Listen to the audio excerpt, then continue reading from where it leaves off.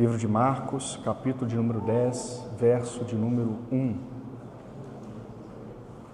Amém? O texto diz assim: Levantando-se Jesus, foi dali para o território da Judéia, além do Jordão. E outra vez as multidões se reuniram junto a ele, e de novo ele as ensinava segundo o seu costume.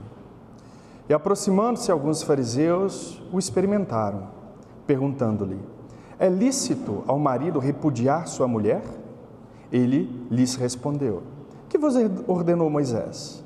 Tornaram eles: Moisés permitiu lavrar carta de divórcio e repudiar. Mas Jesus lhes disse: Por causa da dureza do vosso coração, ele vos deixou escrito este mandamento. Porém, desde o princípio da criação, Deus os fez homem e mulher. Por isso deixará o homem seu pai e sua mãe, e unir-se à sua mulher. E com sua mulher serão dois, uma só carne. De modo que já não são dois, mas uma só carne. Portanto, o que Deus ajuntou, não o separe o homem. Em casa, voltaram os discípulos a interrogá-lo sobre este assunto. E ele lhes disse: Quem repudiar sua mulher e casar com outra, comete adultério contra ela. E, se ela repudiar seu marido e casar com outro, comete adultério. Amém? Vamos orar? Pai, em nome de Jesus, nós damos graças ao Senhor, ó Deus, por esse dia. Obrigado, ó Deus, por todos os irmãos que vieram neste dia, que aprove ao Senhor nos reunir aqui para ouvir a Tua Palavra. Que o Senhor, meu Pai querido, possa nos instruir, que o Senhor possa nos fazer refletir a respeito deste tema importantíssimo, que é o casamento. Portanto, nos ajude, ó Deus, em nome de Jesus. Tire as nossas dúvidas e nos dê forças, ó Deus, e motivação. Que o Senhor possa nos fazer perceber o grande amor na qual o Senhor nos amou. E que o Senhor possa nos dar forças para andar segundo a Tua lei, segundo os Teus conselhos e mandamentos. Portanto, nos ajude nessa manhã, nos instrua para a glória do Teu santo e bondoso nome. Amém e amém. Podem se assentar, meus irmãos. As crianças, hoje vocês vão desenhar a família de vocês. Desenhe aí o papai, a mamãe, os irmãos. Amém? Faça o seu pai exatamente como ele é, viu? Se é careca, faça careca. Se é cabeludo, cabeludo. Se é calvo, calvo. Desenhe certinho aí. Mas, meus irmãos, hoje o tema é divórcio e recasamento. Essa posição que eu vou expor para os irmãos é a posição protestante clássica de divórcio e recasamento, o que é contrário à posição católica romana, em que não há dissolução do casamento em hipótese alguma. Mas nós vamos ver com a exposição que existe algumas cláusulas de exceção que são ministradas por Jesus e pelo apóstolo Paulo. Então nós vamos ver como que essas cláusulas de exceção se sobressaem, ou se sobressaíram na época de Jesus, pois o adultério ou a porneia era tida como uma das causas de divórcio, o abandono, segundo Paulo, é um motivo de divórcio, e a agressão física também é um motivo, uma cláusula de divórcio, debatida hoje, dentre outras coisas também, que eu vou trazer à luz para os irmãos.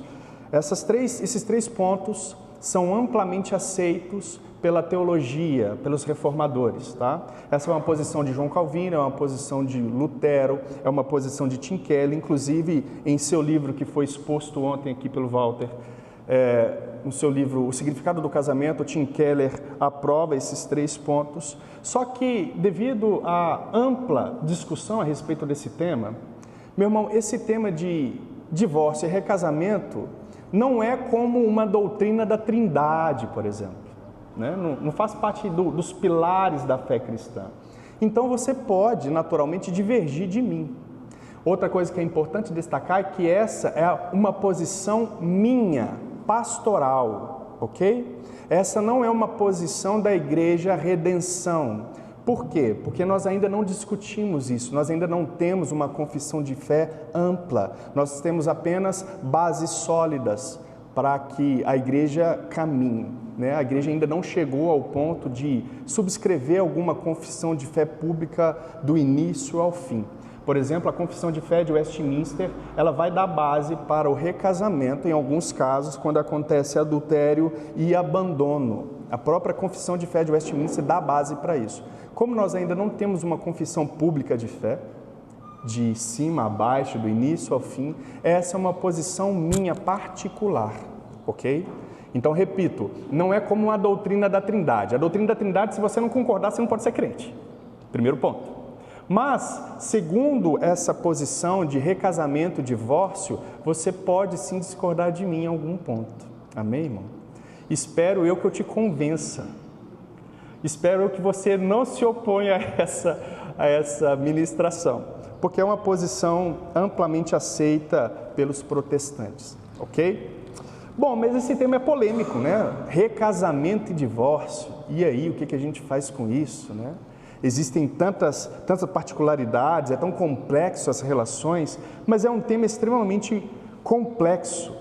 E devido à desregulamentação e ampla liberação do divórcio hoje em dia, o divórcio acontece de uma maneira ainda mais fácil. Nós temos que nos lembrar que no mundo greco-romano, isso acontecia também de maneira muito fácil. Não entre os judeus, embora tivessem algumas escolas mais liberais, mas entre os judeus, eles, por causa da lei, eles reprimiam com a força da lei o divórcio. Você não poderia se divorciar por qualquer motivo diante da lei, né? Mas no mundo greco-romano, isso acontecia de maneira muito fácil, né? Os romanos, os gregos, eles se divorciavam por qualquer motivo e estava tudo bem. O cristianismo, a partir de Jesus Cristo, ele trouxe um respeito e um compromisso muito sólido com o casamento, muito sólido mesmo. Embora isso tenha, nos nossos dias, se tornado algo quase que banal, é importante destacar que foi o cristianismo que deu respeito à mulher e trouxe compromisso ao lado masculino. Mas no Brasil, a lei moderna de divórcio ela foi estabelecida em 1988. Houve um esforço político para que eles conseguissem abafar a religião católica e a imposição sobre o casamento. Como eu disse para vocês, nós divergimos do catolicismo porque o catolicismo crê que não existe nenhuma exceção, nenhuma cláusula de exceção quanto ao divórcio. O divórcio é até que a morte o separe e ponto final. Com a introdução do catolicismo no Brasil, com a influência, os casamentos eles permaneciam juntos de maneira legal, civil, embora aos trancos e barrancos não havia divórcio formal, por causa da pressão católica, por causa de sua doutrina. Mas por causa da política da época, em 1988, por causa da pressão que era feita sobre a religião, eles conseguiram então afrouxar o divórcio.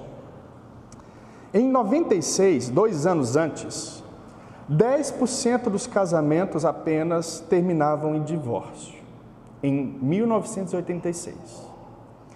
Com essa lei mais afrouxada, em 1988, houve uma frouxidão, obviamente, nessas relações, e 40 anos depois, em 2018, já são mais de 30% de casamentos que terminam em divórcio, por causa dessa frouxidão no casamento de maneira política.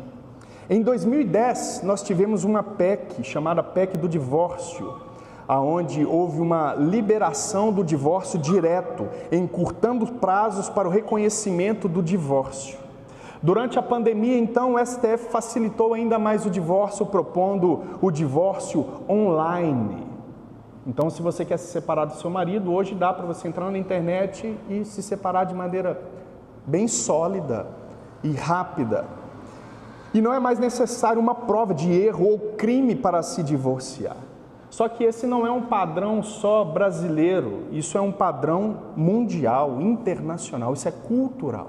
As relações, elas não são mais sólidas, elas são fluidas, líquidas. Então, cada um pode se separar da maneira como quiser, segundo a nossa cultura. Só que não é isso que Jesus ensina. E aqui nós contra-argumentamos e nós somos contra esse tipo de cultura de divórcio por qualquer motivo. No versículo de número 1 e 2, O texto diz: levantando-se Jesus, foi dali para o território da Judéia, além do Jordão. E outra vez as multidões se reuniram junto a ele, e de novo ele as ensinava segundo o seu costume. Aproximaram-se alguns fariseus, o experimentaram, perguntando-lhe: é lícito ao marido repudiar sua mulher? O que é importante destacar aqui, meus amados irmãos? O trecho de que os fariseus o estão experimentando. Por que eles estão experimentando Jesus? Se a gente ir para trás um pouco, nós vamos ver a causa e o motivo de João Batista ser morto. E é exatamente essa a causa. Vocês vão se lembrar, João Batista se opõe ao governante e diz: olha, não lhe é lícito tomar a mulher do teu irmão e se casar com ela. Não te é lícito repudiar sua mulher, pegar a mulher do teu irmão e se casar com ela. Do que João Batista está dizendo aqui? Exatamente, divórcio e recasamento. Por esse motivo, João Batista perdeu a cabeça. Então, o que possivelmente os fariseus estão pensando? Bom, se João Batista morreu por causa de divórcio e recasamento, quem sabe a gente não consegue matar Jesus assim também? Porque se ele dizer alguma coisa conforme João Batista disse, o governador pode pegar Jesus como pegou João Batista e matá-lo também. Então, a nossa missão está completa. Então, vamos experimentá-lo. É isso que os fariseus fazem. E o que Jesus pergunta? Aliás, os fariseus perguntaram: é lícito repudiar a sua mulher?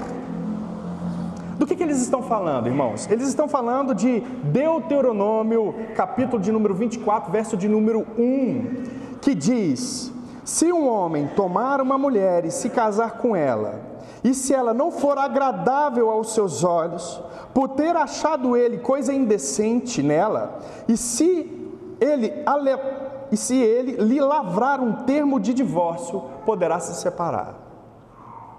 É esse o texto que está em debate. Mas nós, meus irmãos, não sabemos o que isso quer dizer. O quê? Nós não sabemos o que esse trecho quer dizer. Por exemplo, se ela lhe for desagradável aos olhos. O que isso quer dizer? Se esse homem achar alguma coisa indecente na mulher, o que isso quer dizer? A gente não sabe o que isso quer dizer. Por isso, muitas interpretações a respeito desse texto eram debatidas. A gente não sabe o que isso quer dizer, o que Moisés estava pensando a esse respeito e quais eram essas coisas. Mas nós sabemos o que não é. E o que não é? Não é um adultério, meu irmão. Essas coisas indecentes, essa graça aos olhos, não é um adultério. E por que não é um adultério? Porque o adultério, segundo o próprio livro de Deuteronômio, capítulo de número 22, diz: se um homem for achado deitado com uma mulher que tem marido, então ambos morrerão, o homem que se deitou com a mulher e a mulher. Assim eliminarás o mal de Israel. Então perceba que não é um caso de adultério aqui de Deuteronômio 24, verso 1. Não está sendo debatido aqui um caso de adultério por morte.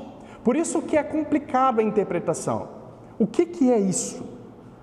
Achar graça aos olhos. O homem encontrar alguma coisa indecente, o que é isso? Nós sabemos que não é um adultério, porque o adultério era um rompimento do pacto. O homem ou a mulher que caía em adultério morria, meu irmão. E, obviamente, o outro, a parte ofendida, estava livre para se casar de novo, porque acontecia um ato capital aqui, uma morte capital. Então, nós sabemos o que não é no texto. Não é adultério. Mas havia várias interpretações, mesmo no tempo de Jesus. A Mishnah, por exemplo, vai destacar dois grandes líderes, Hillel e Shammai. A interpretação de Shammai, ela era mais restrita. Shammai falava que o divórcio e o recasamento só poderia acontecer com o adultério, somente com o adultério. Mas a escola de Hillel era uma escola mais liberal neste ponto. A escola de Hillel diz a Mishnah o seguinte: Hillel diz: ele, o homem, pode se divorciar dela, a mulher, mesmo que ela apenas tiver estragado uma refeição. Ou seja, queimou um arroz, rua.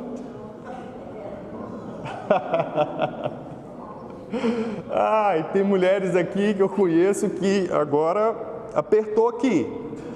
Segundo a interpretação de Hillel, se você queimar o arroz, já é um motivo, e um bom motivo, segundo o Hillel, para você expulsar essa mulher. Eu me lembro que quando eu me casei, minha esposa fez um arroz, e ela falou assim: amor, tá pronto. Quando eu cheguei no arroz, eu abri a tampa assim, estava cheio de água arroz. Eu falei: uai, arroz doce?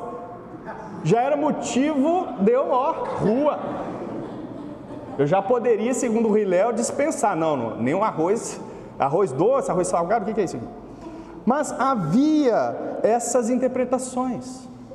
Então, a coisa era difícil. Para Hillel, essas coisas indecentes poderia ser a queima de um alimento, por exemplo, que não teria problema nenhum. Essas coisas indecentes, meus irmãos, ela poderia ser qualquer coisa. O Rabino Akiba, por exemplo, ele diz que se um homem estiver gostando de outra mulher, ele também poderia apresentar a carta de divórcio e partir. Se o homem estivesse gostando de uma outra mulher, estivesse interessado em uma outra mulher, isso já poderia ser motivo para se dar carta de divórcio. Mas existe um outro lado bom da carta de divórcio para as mulheres. Porque a carta de divórcio ajudava as mulheres contra penalidades mais severas, porque elas poderiam ser acusadas de qualquer coisa e assim morrer ou passar por grande sofrimento. Uma mulher que não tinha um marido, ela passava por grandes perigos, muitos perigos. Vocês vão se lembrar da mulher do poço de Jacó, né? Jesus chega para ela e fala: olha, eu sei que você teve 5 maridos e o marido que você agora tem não é o teu marido. Alguns vão dizer: não, essa mulher era uma prostituta, mas não é correto afirmar isso de maneira particular 100%. Por quê? Porque essa mulher poderia ter sofrido exatamente isso aqui, Os maridos que na qual ela teve 5. Esses maridos poderiam ter dado carta de divórcio para ela, ok?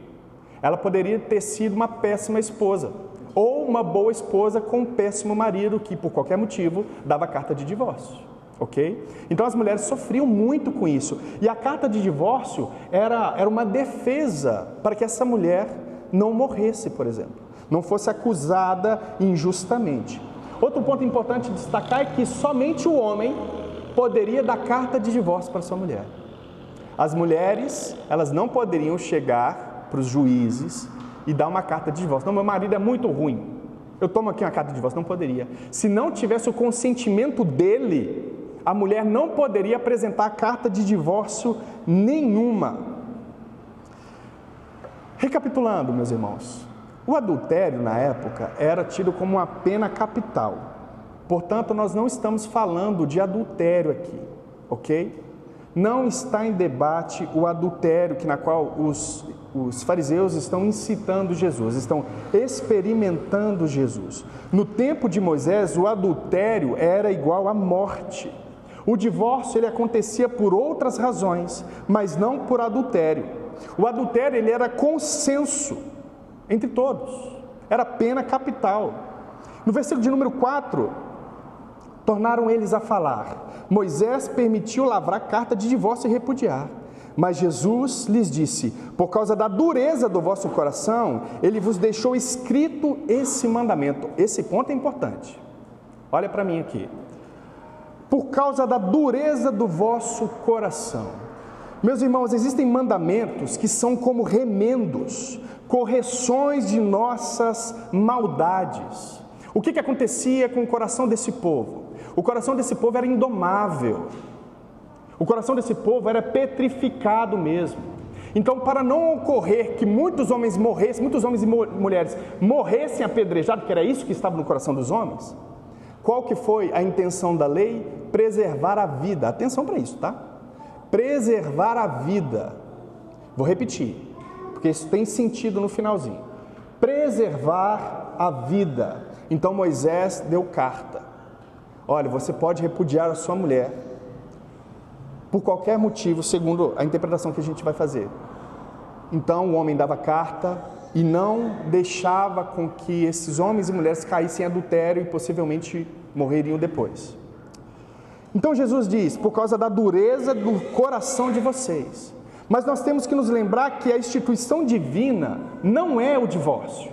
A instituição divina é o casamento, não é o divórcio. O divórcio é uma cláusula. Por causa da dureza do coração, Moisés deu esse mandamento. Mas o mandamento de Deus é casamento.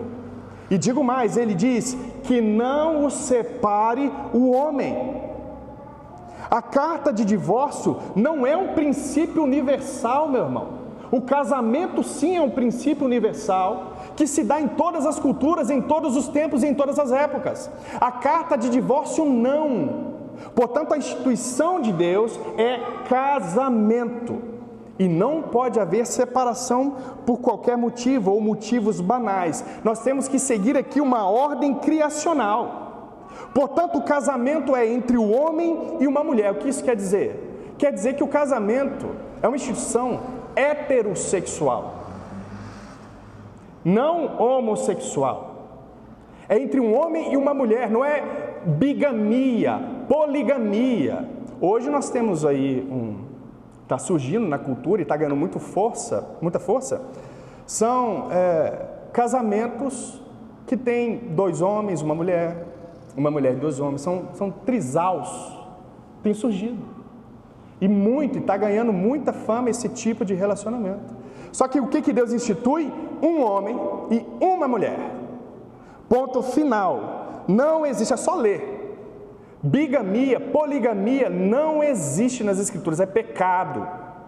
Você não pode viver, meu irmão, com 2 mulheres. Mulher, você não pode viver com 2 homens. É um homem e uma mulher. E essa unidade, porque os 2 se tornam se torna uma unidade reprodutiva funcional que visa a multiplicação. É ter filhos. Mas não só isso, eles se tornam uma só carne. Há uma unidade aqui que se assemelha à Trindade, onde o Pai, o Filho e o Espírito são um. Aqui o homem e a mulher se tornam um. A instituição familiar é aquela instituição criada por Deus que mais se aproxima da sua imagem e da sua semelhança. Onde 2 múltiplos diferentes se tornam uma só carne. Verso de número 10. Em casa, voltaram os discípulos a interrogá-lo sobre este assunto. E ele lhes disse: quem repudiar sua mulher e se casar com outra comete adultério. E se ele repudiar seu marido e casar com outro, comete adultério também.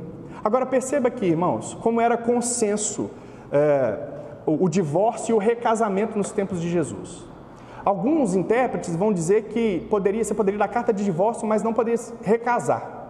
Mas essa interpretação ela não é possível. Nos tempos de Jesus isso era impossível de se acontecer.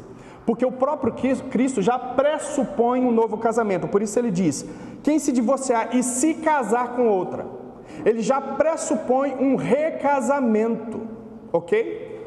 Então esse negócio, a interpretação de que você pode se divorciar, mas não pode se casar mais, não faz sentido nenhum. Culturalmente, nos tempos de Jesus, isso não fazia sentido. Por isso ele pressupõe, se você se casar com outro, você vai estar cometendo adultério se você se divorciar por qualquer motivo, ok? Só que, para Jesus, se a gente terminasse o texto aqui, a gente estaria, pronto, finalizou, não posso me divorciar por qualquer motivo, então, acabou, fim. Infelizmente, você vai ficar com essa mulher aí, se ela queimar arroz, você vai ficar com ela até acabar, tá bom? Queimou arroz, fez um feijãozinho sem sal, um trem meio mequetrefe, vai ficar até acabar. Mas, meus irmãos, Malaquias, no capítulo de número 2, verso 10 ao 16, o próprio Deus vai falar a respeito do divórcio. Ele vai dizer que ele odeia o divórcio. Então eu vou ler aqui rapidamente para os irmãos, só para enfatizar que Deus, ele institui o casamento e ele odeia divórcio, ok? Deus odeia divórcio. Verso de número 10.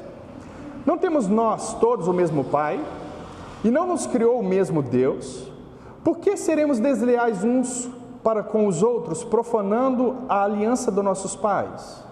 Judá tem sido desleal, e abominação se tem cometido em Israel e em Jerusalém, porque Judá profanou o santuário do Senhor, o qual ele ama. Atenção agora. E se casou com a adoradora de Deus estranho. Olha só, Deus está censurando aqui o povo por ter abandonado o Senhor, ele mesmo, óbvio, e ter se casado. O texto diz, e se casou com a adoradora de Deus estranho. Verso 12. O Senhor eliminará das tendas de Jacó o homem que fizer tal coisa, seja quem for, e o que apresenta ofertas ao Senhor dos exércitos. Verso 13. Ainda fazer isso, cobris o altar do Senhor com lágrimas, choro e gemidos, de sorte que ele já não olha para as ofertas, nem aceita com o prazer da vossa mão. E perguntais, por quê? Porque o Senhor foi testemunha da aliança entre ti e a mulher da tua mocidade, com a qual tu foste desleal, sendo ela a tua companheira e a mulher da tua herança, ou melhor, da tua aliança. Não fez o Senhor mesmo que havendo nele um pouco de espírito? E por que somente um? Ele buscava a descendência que prometera. Ou seja, meus irmãos, para se ter uma descendência santa, é necessário que tenha casamentos santos e sólidos. Deus abomina o divórcio. Esses homens largaram as mulheres de seus clãs e estavam se relacionando com mulheres de outras tribos, pagãs, adoradoras de outros deuses. Deus odeia o divórcio. Portanto, cuidai de vós mesmos, e ninguém seja infiel para com sua mulher, a mulher da tua mocidade, porque o Senhor, Deus de Israel, diz que odeia o repúdio, e também aquele que cobre de violência as suas vestes, diz o Senhor dos exércitos. Portanto, cuidai de vós mesmos, e não sejais infiéis. O que esse povo estava fazendo? Trocando as suas mulheres. Aí eles começavam a adorar e choravam, entregavam ofertas, e Deus fala assim, mas eu não estou recebendo isso aí não. Por quê? O texto diz, mas por que o Senhor não olha para nós? Porque vocês estão repudiando as suas mulheres e casando com outras. Deus odeia o divórcio. Nós temos aqui uma percepção de caráter. Eles não mantinham as suas promessas. Eles se casavam e quebravam as promessas, quebravam o pacto. Pessoas infiéis a Deus são infiéis umas às outras. Eles começaram a adorar outros deuses, consequentemente, as suas outras relações, elas sofriam de divórcio também. Eles se divorciavam de Deus. A adoração no templo era feita a Deus e a um outro Deus qualquer. Divórcio, adultério espiritual. Consequentemente, quando não se adora a Deus, não se ama o próximo como se convém. E não amando o próximo como convém, a conclusão óbvia é adultério. O casamento é um pacto de cuidado mútuo, meu irmão. Atenção para isso. O casamento não é o amor em primeira instância. Se você quer fazer com que o seu casamento seja santo, sólido e duradouro, o pacto na qual você tem que ter em primeiro lugar é com o seu Deus. Tema o Senhor teu Deus, ame-o de todo o coração. Este é o ponto. O amor é a promessa do pacto. Então eu prometo amar, porque eu fiz um pacto diante de Deus e uma promessa diante dos homens. Eu prometo amar o homem, eu prometo amar a mulher. Portanto, o casamento ele é um pacto e ele é baseado numa promessa de amar, ok? Agora, por que precisa do papel? Aí você fala assim, João, mas por que eu preciso ir lá no cartório, né? Assinar o papel, né, cara? Por que eu preciso ir lá? Porque você tem que fazer um compromisso, tem que ser homem. Tem que diante da sociedade falar, olha, está aqui, eu prometo amar, eu prometo, está aqui. Agora, quem promete amor e não assina o papel, é mentiroso, mentiroso. Quem promete amar e não assina o compromisso sólido diante da sociedade, diante de seus irmãos, provando, escrevendo o nome, não ama como deveria amar, não ama. Você pode estar enrolando a sua esposa aí, que você está casado já há 10 anos, você pode estar enrolando aí, mas essa não é uma postura de caráter, do homem e da mulher. Porque tem mulher que enrola também, eu sei. Tem mulher que fala, não, ainda mais essas culturas, né? Pessoas que vêm de fora para a cidade, de outras culturas, do norte, eles se juntam ali para ajudar nas finanças, né? Salário de um, salário de outro, e vai levando a vida, e vai levando, e não fazem promessas um para o outro, não ratificam o compromisso. Isso não vale nada. Esse amor aí, minha irmã, você que está sofrendo com isso, cuidado, viu? Coloca uma pressãozinha aí. Meu irmão, se você está sofrendo com isso, coloca uma pressãozinha aí. Porque o amor verdadeiro é aquele que faz promessas e cumpre as promessas. O amor verdadeiro está naquele que cumpre as promessas. É uma questão de caráter. Caráter. O que esses homens em Malaquias estão fazendo? Estão tendo uma quebra de caráter. Estão quebrando promessas, quebrando pactos e alianças. Nós não podemos ser assim. Pessoas incapazes de prometer são pessoas que não têm o seu caráter completo ainda. É uma adolescente, tem lá 50 anos, não tem caráter para prometer, para fazer promessa, para assinar um papel, está crescendo ainda no caráter. Agora, o que é caráter? Caráter é um conjunto de traços bem definidos, bem estabelecidos, que permanecem ao longo do tempo. É exatamente isso. Você não pode, meu irmão, viver quebrando seus pactos e promessas. Quem vive fazendo isso tem um caráter frágil. E cuidado, viu? Você que namora, eu acho que ninguém namora aqui, né? Mas tem alguns solteiros. Cuidado, viu? Olhe muito bem o traço de caráter da pessoa na qual você quer se relacionar. Mas, meu irmão, Deus odeia o divórcio. Mas nós vamos entrar aqui nas cláusulas de exceção, e aqui é um ponto importantíssimo. Mateus capítulo 5, verso de número 31 e 32. Jesus diz, também foi dito, aquele que repudiar a sua mulher e dar-lhe carta de divórcio, ao que estava sendo crido. Jesus diz, eu porém vos digo, qualquer que repudiar sua mulher, exceto em caso de relações sexuais ilícitas, a expõe a tornar-se adúltera. E aquele que casar com a repudiada, comete adultério. A palavra grega aqui para a frase relações sexuais ilícitas é a palavra grega porneia, ok? Mateus capítulo 5. Jesus vai repetir em Mateus 19:9. Nós temos que nos lembrar que os ensinos dos mestres, eles eram repetidos constantemente. Jesus não falou disso só uma, duas ou três vezes, ele falou disso milhares de vezes nos seus 3 anos de ministério, quando ensinava. Mateus 19:9, que é o texto paralelo com o texto de Marcos 10 que nós acabamos de ler. O texto diz, eu porém vos digo, quem repudiar sua mulher, não sendo por causa de relações sexuais ilícitas, e casar com outra, comete adultério.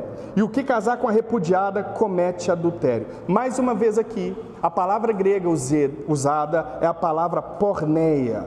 E o que quer dizer porneia? Qualquer relacionamento sexual ilícito. Qualquer um. Pornografia, masturbação. Atenção, jovem, se você ainda é viciado nisso, você não está apto para casar. Você, homem casado que pratica essas coisas escondido, mantém muito bem escondido, tá? Não deixe sua mulher ficar sabendo, não. Segundo Jesus, aqui entra uma cláusula de exceção matiana, segundo os teólogos. As relações sexuais ilícitas são qualquer tipo de imoralidade sexual, qualquer tipo. Nos parece que Jesus aqui está trazendo uma cláusula de exceção. Vamos recapitular.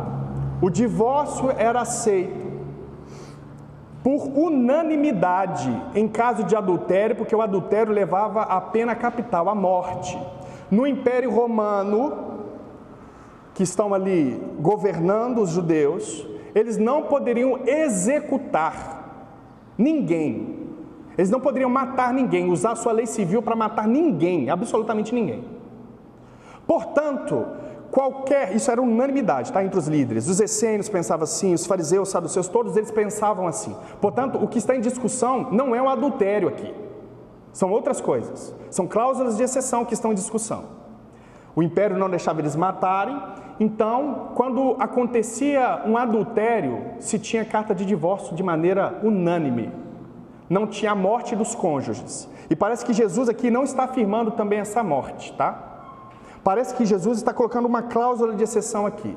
Ele está dizendo, por qualquer motivo de relações sexuais ilícitas, você pode se divorciar do seu marido ou de sua esposa. Divórcio não é desquite, meu irmão, nas Escrituras. Não existia desquite no tempo de Jesus, tá? Não existia desquite. O que é o desquite? O desquite, ele não extingue o casamento. O desquite não existia na época de Jesus. Ou seja, a pessoa permanece casada, mas de maneira separada. Isso não existia no tempo de Jesus. Não existia. Ou você rompia ou não rompia, ok? Não tinha desquite. Ah, você casou lá, agora a gente vai desquitar. Não existia. Como a gente não assinou compromisso nenhum aqui, ó, tinha só fazer um desquite. Não foi no cartório, não foi... Isso não existia no tempo de Jesus. O divórcio para o judeu era a dissolução completa do casamento. Dissolução completa. Então vinha o recasamento, o que era unanimidade. Agora, nós temos que falar dos limites do casamento aqui. E Paulo nos parece abrir outra cláusula de exceção. Outra cláusula de exceção. Paulo vai dizer em 1 Coríntios capítulo de número 7, verso de número 10. Ora, aos casados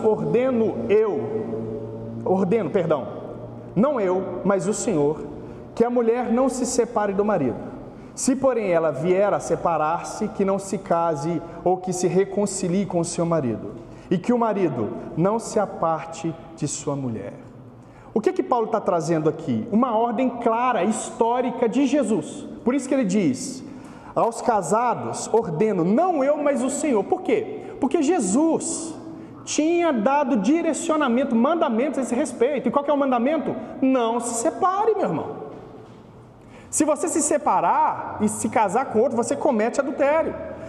Paulo está parafraseando Jesus aqui mais uma vez. Está dizendo para ele, a respeito desse tema aqui, que é casamento, eu tenho um mandamento da parte do Senhor. Não se separe. Casou, meu irmão? Casei. Não se separe. Mas no verso de número 12, Paulo vai dizer um outro ponto. Ele vai dizer, aos mais, digo eu, não o Senhor.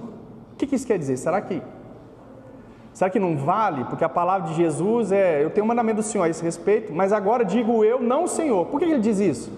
Meu irmão, não quer dizer que o que Paulo está dizendo aqui não seja canônico, santo, bíblico, inerrante. Quer dizer que no tempo de Jesus, a questão que Paulo vai trazer à tona aqui não era discussão. Jesus não precisou dar mandamento a esse respeito, que nós vamos ver mais adiante, porque não havia esse tipo de relacionamento nos tempos de Jesus. Por isso que Jesus não deu mandamento nenhum a esse respeito. Mas Paulo, na sua época, começou a perceber um problema. E qual que é o problema? Se algum irmão tem mulher incrédula e este consente em morar com ele, não a abandone. O que estava acontecendo? As pessoas estavam se convertendo ao cristianismo, uma mulher se convertia ao cristianismo, mas o marido não.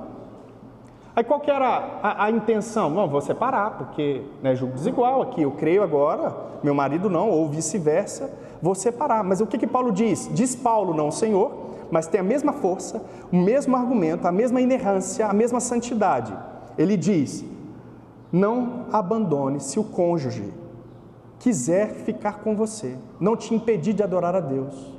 Se o seu cônjuge te impede de adorar a Deus, a cláusula deixa ele te abandonar então, deixa ele ir embora. Se ele falar, ou é eu ou é Jesus, se você não abandonar Jesus, eu vou te abandonar. Era isso que estava acontecendo. A mulher ou o homem poderia dizer, então, tchau, obrigado, vá. É isso que o texto vai dizer. E a mulher que tem marido incrédulo e este consente em viver com ela, não deixa o marido. Se há consentimento de adoração, não deixa o marido.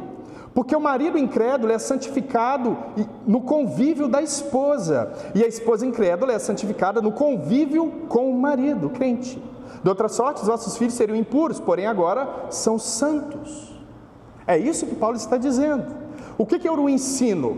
O ensino apostólico de Paulo aqui, ele é canônico, é Sagradas Escrituras. Mas nós temos um contraste aqui entre crente e descrente. Se há consentimento, não abandone. Não há consentimento não? Aí você deixa a parte que não quer ficar com você te abandonar.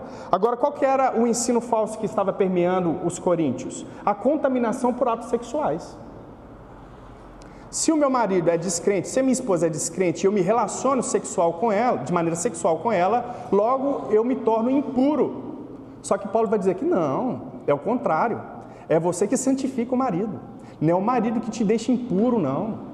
É você que santifica a esposa, não é a esposa que te deixa impuro, não. Não abandone. Por quê? Porque o fundamento de Jesus é não separe, não se separe, não se separe. A não ser que entre esses casos. Verso de número 15. Mas, se o descrente quiser apartar-se, que se aparte. Em tais casos, a palavra grega para isso aqui é importante. Em tais casos, perceba que está no plural. Não fica sujeito à servidão, nem o irmão, nem a irmã. Deus vos tem chamado à paz. A palavra aqui para abandono, Paulo abre uma nova exceção. Essa é a segunda cláusula de exceção. A primeira, Jesus introduz imoralidade sexual. A segunda, Paulo introduz abandono, mais uma cláusula de exceção. Não fica sujeito à servidão. Paulo está desonerando de maneira completa a parte ofendida aqui. E o que era um divórcio? Divórcio era um rompimento do pacto, portanto, a pessoa ofendida estava apta para se casar novamente.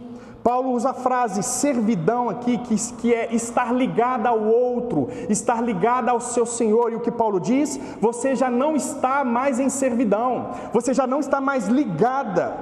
Portanto, Paulo diz, como o abandono deixa a parte ofendida presa até a morte. Como que o abandono deixa a parte ofendida presa até a morte? Isso não faz sentido nenhum, absolutamente nenhum. O marido, digamos, não quer que você seja crente e você permanece fiel ao seu Deus e permanece crente. Ele vai e te abandona. Faz sentido? Você nunca mais vai ver esse homem na sua vida. Faz sentido você estar entrelaçado com ele ainda? Faz sentido? Faz sentido você não se relacionar com outra pessoa porque esse cara sumiu no mundo? Você não sabe se está vivo ou se está morto. Faz sentido você ficar presa a esse homem? Não se relacionando, criando seus filhos sozinha, sofrendo? Faz sentido isso? Não faz sentido nenhum, porque esse não era o consenso no tempo de Paulo e de Jesus Cristo. Não faz sentido. Nós somos chamados para a shalom, para a paz. Aí no verso de número 16, Paulo diz assim: pois como sabes, ó mulher, se salvarás teu marido? Ou como sabes, ó marido, se salvarás a tua mulher? Essa frase é interessante e ela é usada muito entre os adolescentes que começam a namorar pessoas descrentes. Não, é do mundo, mas não é Deus, eu vou trazer ele. Não é crente, não, é macumbeiro, é espírita, é satanista. Não, mas ele é bonito, ela é bonita. Não tem problema se ela incorpora lá uns demônios, umas legiãozinhas, não tem problema. Deus, o que Paulo está dizendo, meu irmão e minha irmã? Esse homem que foi embora, ele pode voltar? Pode. Deus pode salvar ele, fazer ele se converter e voltar, se arrepender dos seus pecados e voltar. Mas é para você contar com isso? Não é para você contar com isso não. Paulo vai dizer, como saberás, ó mulher, se salvarás teu marido? Você não tem força para salvar ninguém, meu irmão. Ninguém. Portanto, não é para você contar com o retorno desse marido arrependido. Não é para você contar com isso. Verso de número 22. Porque o que foi chamado no Senhor sendo escravo é liberto do Senhor. Semelhantemente, o que foi chamado sendo livre é escravo de Cristo. Por preço fostes comprados, não vos torneis escravos de homem. No mesmo capítulo, Paulo vai usar essa linguagem de livre e escravo. Nada te impede de servir ao Senhor, nada te impede. Você está casado com um marido descrente, ele consente em ficar com você, nada te impede de servir ao Senhor. Sua consciência está livre, limpa, nada te impede. Agora, se você tem oportunidade de sair dessa escravidão, Paulo diz, saia. Se o seu marido te abandonar, que abandone. Saia dessa condição, porque vocês fostes comprados. Aqui nós temos um casamento fiel versus um casamento baseado em escravidão. O casamento como criatura demoníaca, ela pode acontecer. Existem casamentos que são verdadeiros infernos. Existem casamentos que há conflitos extremamente sangrentos. E Paulo nos instrui a abandonar esse tipo de relação para preservar a vida. Lembra lá no começo que eu disse para vocês? Olha essa frase aqui. Preservar a vida. Preservar a vida. Então Paulo coloca uma outra cláusula de exceção aqui, que é o abandono. O homem ou a mulher que foi abandonado está apto para casar de novo. Esse é a posição reformada de divórcio e recasamento. Mas existem outras coisas que eu preciso alertá-los. Porque Paulo está dizendo, na sua cláusula de exceção, que se o homem ou a mulher abandonar a casa, o homem ou a mulher que sofreu o dano está apto para se casar de novo. Ele não está em servidão mais. Não está ligada ao marido como servo ou serva mais. Ela está apta, ela está livre, ela está em shalom. Só que, aí entra as outras cláusulas de exceção que Tim Keller vai defender, que é no caso de abusos dentro do lar, agressão física. Meus irmãos e irmãs, conforme a crueldade do homem, conforme a complexidade das relações, outras cláusulas de exceção vão sendo abertas, ok? Outras cláusulas de exceção vão sendo abertas, mas com base no princípio e fundamento instituído por Jesus o Cristo. Não se separe. Mas, no caso, isso defende Tim Keller, em seu livro O Significado do Casamento, por exemplo. Que se a mulher está sendo vítima de agressão física, ela pode sim se divorciar e recasar com outra pessoa. Porque a vida dessa mulher está em risco. Ela é abusada constantemente. Mas não é só isso, eu gostaria que os irmãos refletissem a respeito disso, do que eu vou falar aqui. Outras cláusulas de exceção podem ser abertas, e eu vou te dar um exemplo. E vou contrabalancear com o exemplo de Paulo aqui. Se Paulo está dizendo que se um homem te abandonar, você pode acabar com esse pacto, quebrar esse pacto e recasar mais uma vez, por causa de um simples abandono, ok? Não houve agressão, não houve nada. Simplesmente o marido ou a esposa abandonou o outro. O que vocês me dizem a respeito de um homem que abusa sexualmente dos próprios filhos? Isso não tinha nos tempos de Jesus. O que você me diz? Você deixaria essa mulher casada com esse cara abusando sexualmente os filhos? Deixaria? A maldade do homem vem crescendo e as complexidades vão aumentando.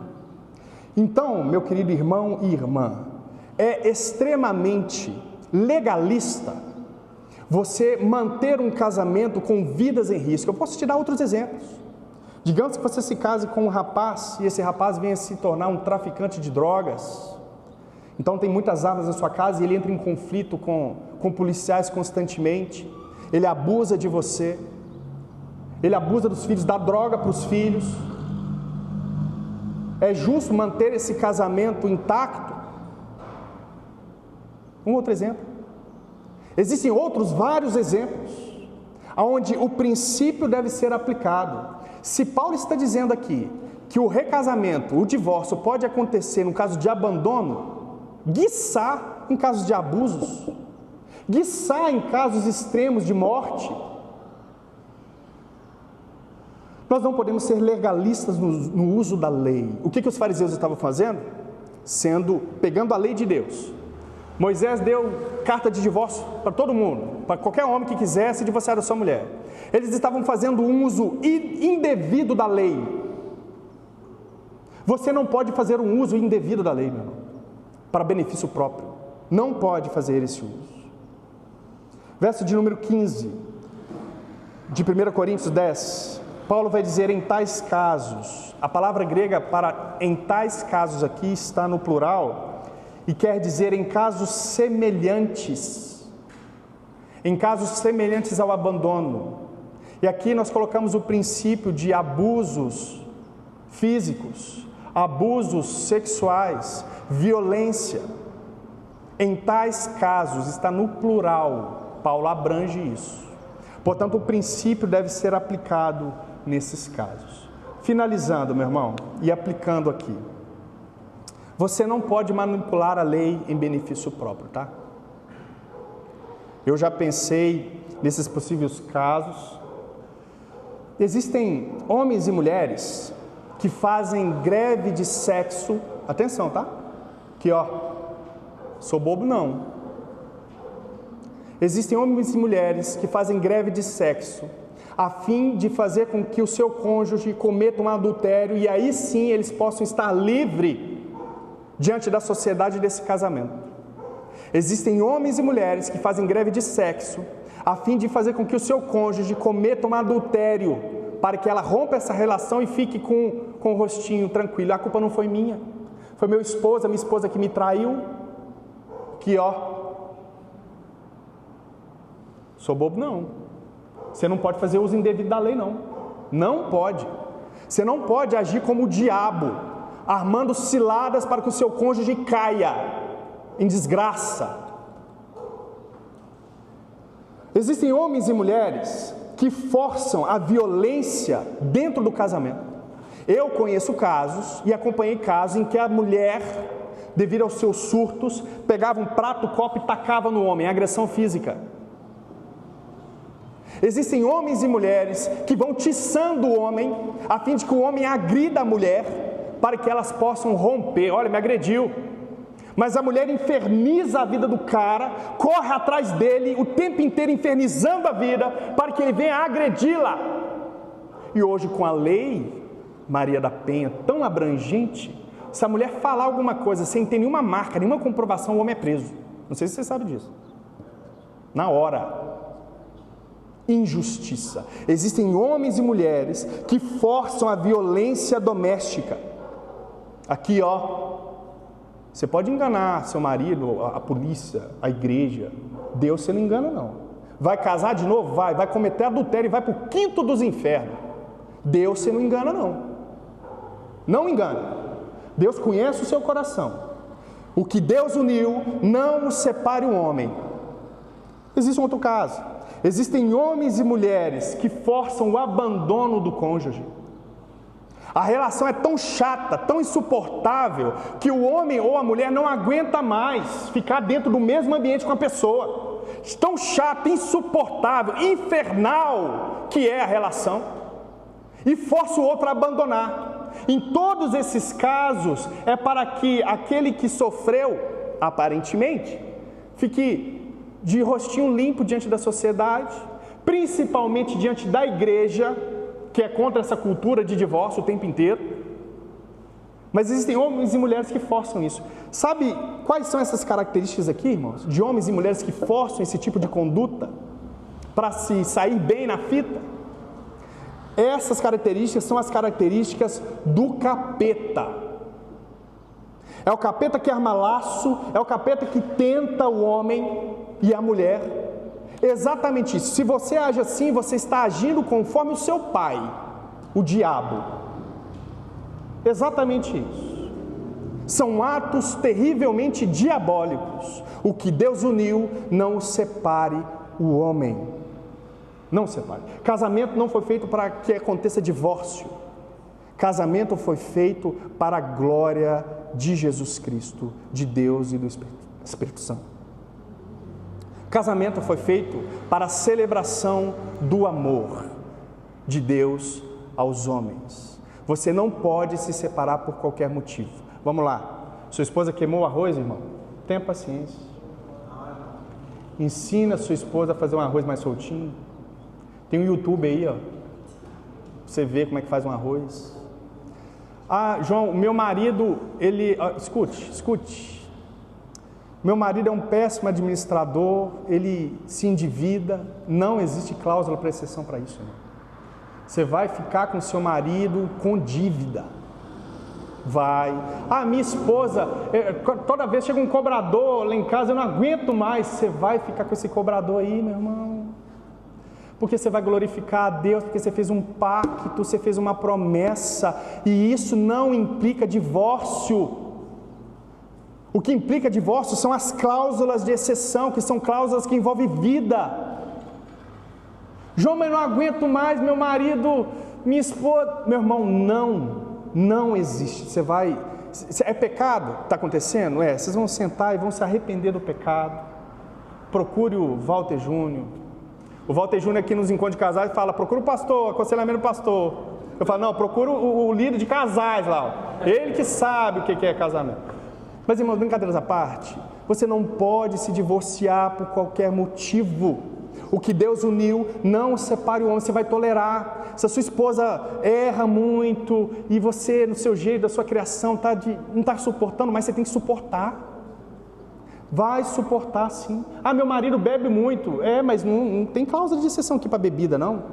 Vai continuar. Vai lutar, você vai orar pelo seu marido, você vai jejuar pelo seu marido, pela sua família, você vai orar para que Deus liberte, transforme-o.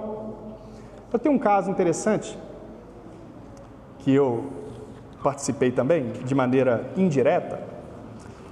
Isso tem muitos anos isso, tá?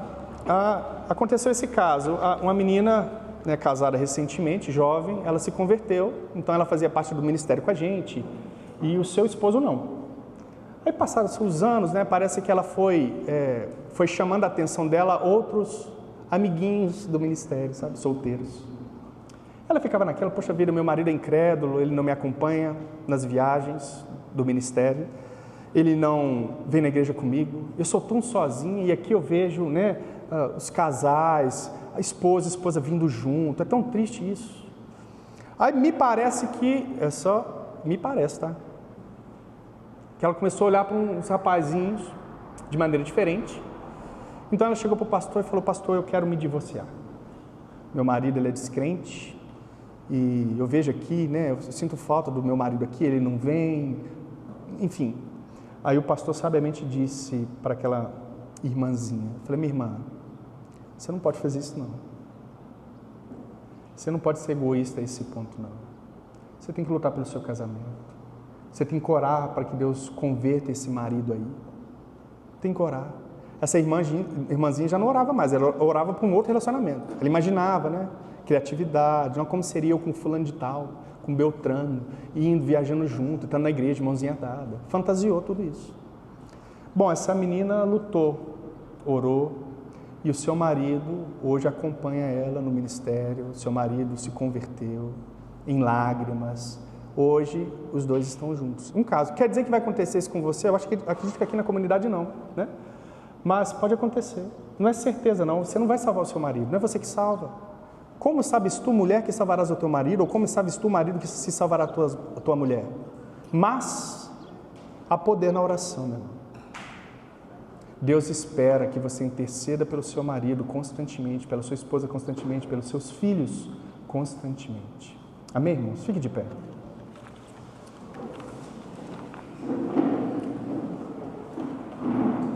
Eu sei que as relações elas são complexas e difíceis. Eu sei disso. O meu casamento também não é fácil, não é um mar de rosas. Eu passo também por crises, eu passo também por conflitos. Penso em coisas loucas, penso em abandonar, penso em chutar o pau da barraca. Mas, meu irmão e minha irmã, esse não foi o princípio que Deus estabeleceu para nós. Então, por amor a Deus, eu sofro no meu casamento. Sofro. E a minha esposa também sofre muito comigo. Mas por amor a Deus e ao pacto que nós fizemos, nós vamos permanecer unidos. Não importa o sofrimento que venha a ser. Nós prometemos a Deus e firmamos um pacto. Se você amar a Deus, meu irmão, o seu casamento vai mudar. Se você firmar o compromisso com Deus, você não vai pensar em divórcio. Ou pelo menos você pode até pensar, mas executar isso você não vai fazer, porque você fez um pacto com Deus.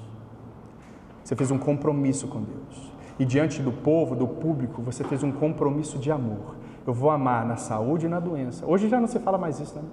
mas vou te amar na saúde e na doença, na pobreza, na riqueza, em todas as situações. Por quê? Porque eu fiz um compromisso com Deus, e isso é derramado sobre você, o cônjuge.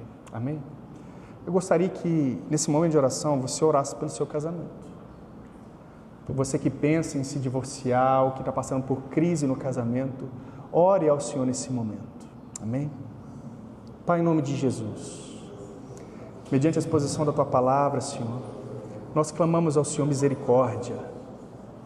Senhor, nós sabemos que existem relações complexas, pecaminosas, situações de abandono, situações que incorrem risco, abusos sexuais e violência física. Senhor, em nome de Jesus, nos ajude, ó Deus, nos ajude a nos manter unidos, nos ajude, ó Deus, a firmar esse pacto, em nome do Senhor Jesus Cristo. Tem misericórdia de nós, para a glória do Teu nome. Nos ajude, ó Deus, a Te amar de tal maneira que esse amor transborde para os nossos cônjuges. Em nome de Jesus, nos ajude a amar, a permanecer casados, obedecendo o Teu mandamento, obedecendo, ó Deus, o Teu conselho, dizendo: não separe o homem. Meu Pai, em nome de Jesus, perdoa os nossos pecados, os pecados que nós cometemos uns com os outros, os nossos cônjuges. Perdoa, Deus, o pecado que eu cometi contra minha esposa.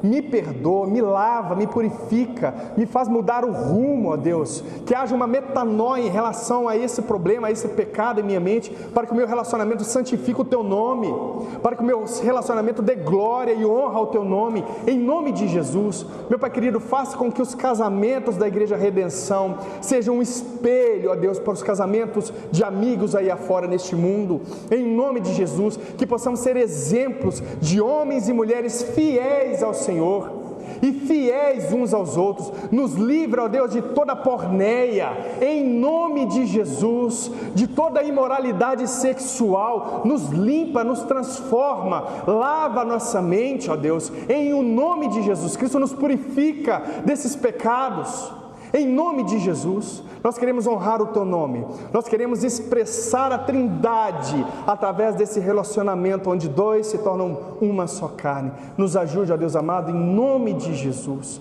nos ajude a refletir a esse respeito. E toda vez que nós pensarmos, se esse pensamento sondar, mesmo que mínimo que for, em separação, que o Senhor possa nos fazer lembrar do pacto que foi feito com o Senhor, em nome de Jesus. Amém. Estenda suas mãos, levante, erga. Que a graça de nosso Senhor Jesus Cristo, que sempre superabunda diante dos nossos pecados, que o amor de Deus o Pai, que já foi provado enviando o seu Filho na cruz, e as doces consolações do Espírito que já nos foi outorgado, dado e habita em nós, seja para todos sempre conosco, em nome de Jesus. Vão em paz, que Deus os abençoe para a glória do Senhor.